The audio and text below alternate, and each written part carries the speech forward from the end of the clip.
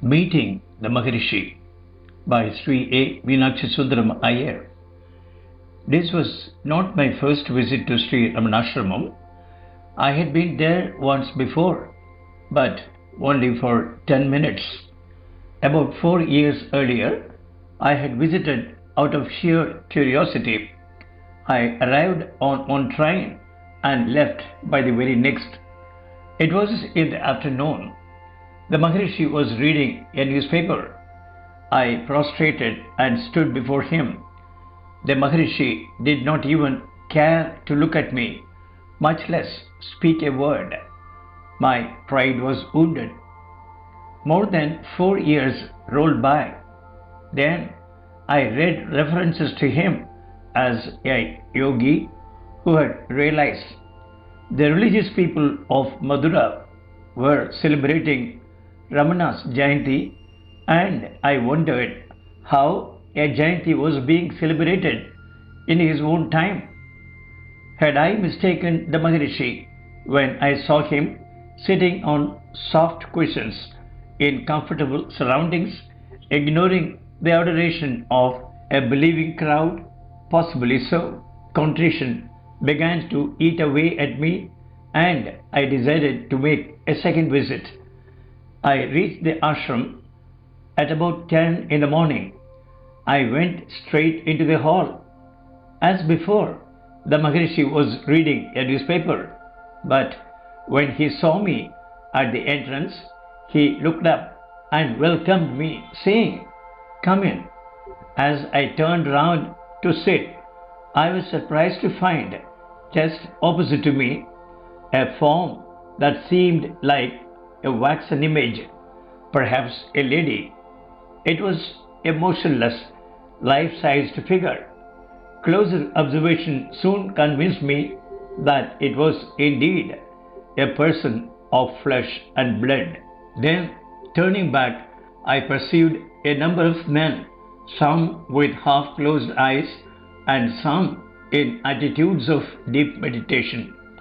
Brunton has written that the vicinity of the Maharishi is perfumed with an atmosphere of peace, and the devotees were obviously engaged in meditation with the help of that atmosphere. In a few minutes, the bell rang in the dining hall, and the meditators awoke to their mundane existence. Though I had come to the ashram after eating, I too joined the diners, more to see the Maharishi than to eat. The Maharishi was at the head of the group, seated in the general dining section. He knows no distinction of caste, but existing scruples were respected, and I was led into the adjoining Brahmin section, the division being made by a thatched fence. Meals over, we proceeded to the tap outside to wash our hands, where I discovered that the waxen figure I had seen earlier was a young European woman whom I unsuccessfully endeavored to draw into conversation. It was now midday, and the inmates and visitors adjourned for rest, but I was restless in spite of the need for rest after a night's journey in the train.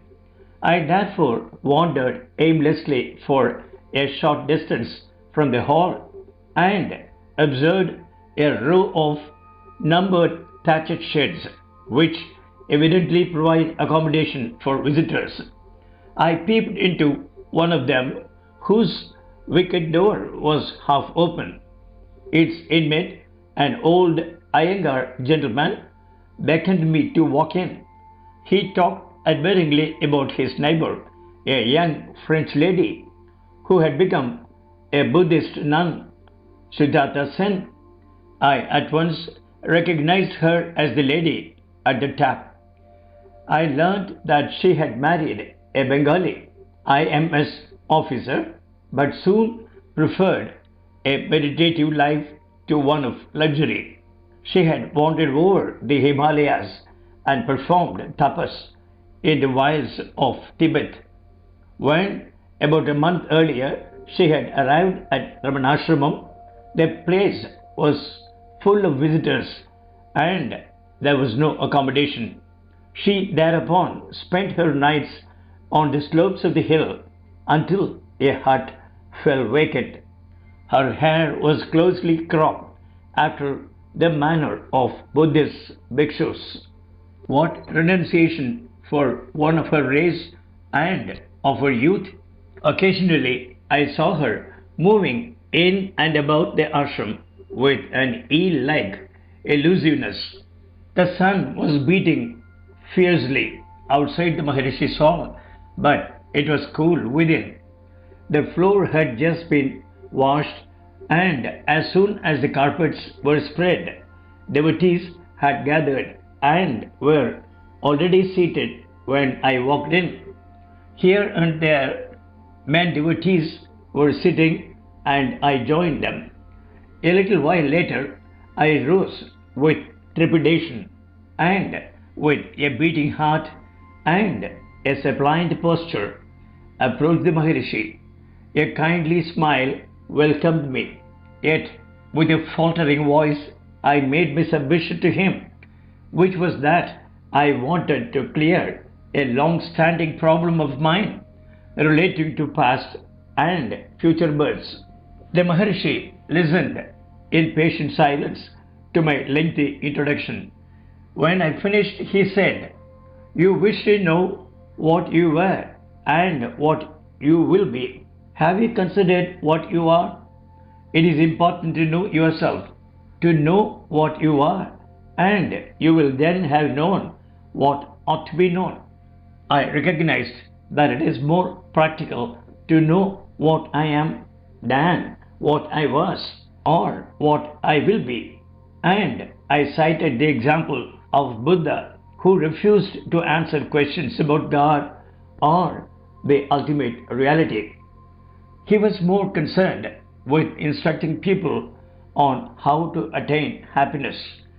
The Maharishi interjected, "For this he has been misconstrued to be a Sunyavadi nihilist."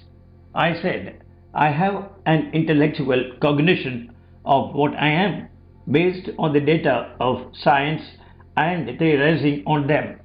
I also have just an intellectual cognition that I am Brahman and that Brahman alone exists." The Maharishi said, "You can only say, 'I am' and no more.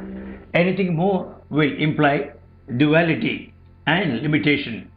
It is not enough that you have a mere intellectual cognition of the truth. That is no good without realization. Is it this Atmajnanam or that knowledge of self that Jesus meant by the expression kingdom of heaven?" I asked. The reply was, "Yes, Vedantins can understand him." Incidentally, I referred to Sri Krishna as a human friend of Arjuna, though he on one occasion showed his supreme self to Arjuna by giving him his own samashti chakshu vision of the reality.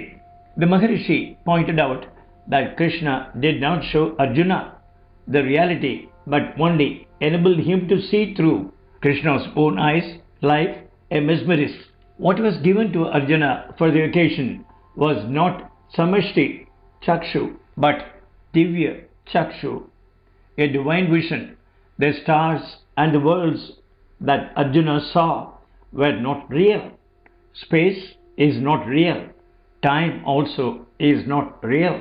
Sankara is sometimes charged with denying any reality to the phenomenal world, I said. The Maharishi repudiated the idea that phenomena are unreal in all respects.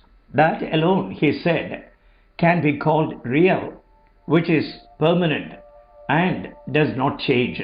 How can the world reality, he asked, be applied to phenomena which undergo change and transformation every instant? It would be a wrong application of language to describe as real what undergoes change every instant. Such changeful appearances are not worth knowing, and what everyone ought to know is the true self, the Absolute, which includes all. Sourced from the Sunday Times, March 21, 1937.